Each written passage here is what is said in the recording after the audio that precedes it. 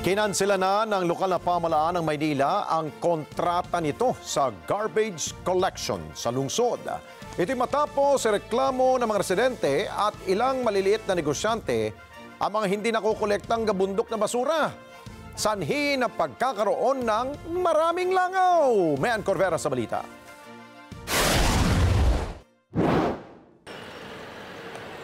Inirereklamo ng may-ari ng karinderya na si Ami ang halos gabundok na basura na nakatambak sa kanto ng Barangay 226 sa Tayuman, Maynila.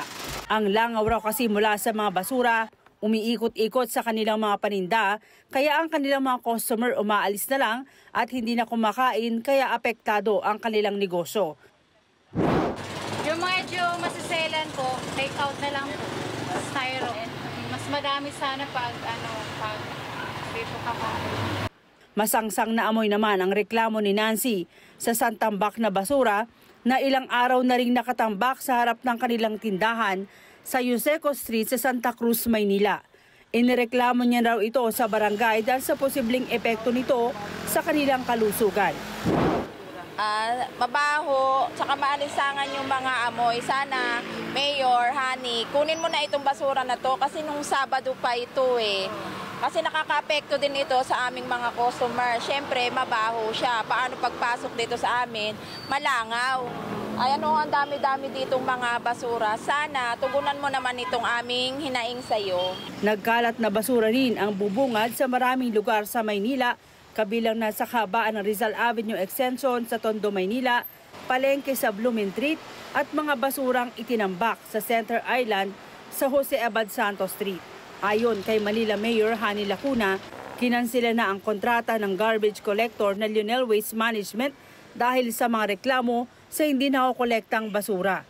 Nitong Disyembre, tumaas anya ng 400% ang dami ng basura sa Maynila at hindi umano ito kinaya ng dating kontraktor.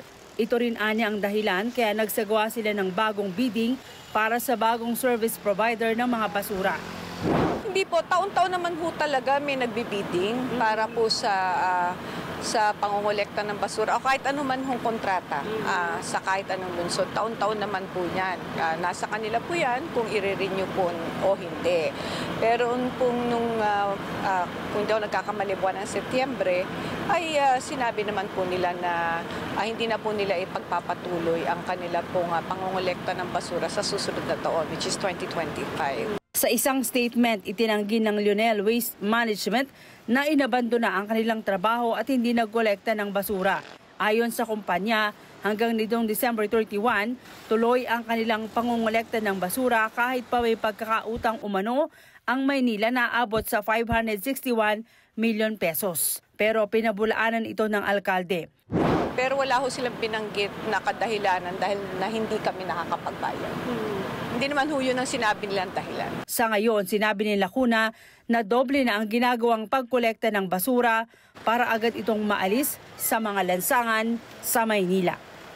Ngayon po tuloy-tuloy naman po ang ating pangongolekta ng basura. 24/7 nga po ang ginagawa natin. By tomorrow po, hopefully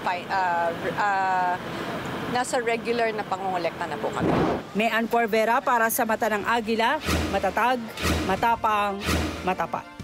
Maraming salamat sa inyo pong pagsubaybay sa Mata ng Agila Primetime.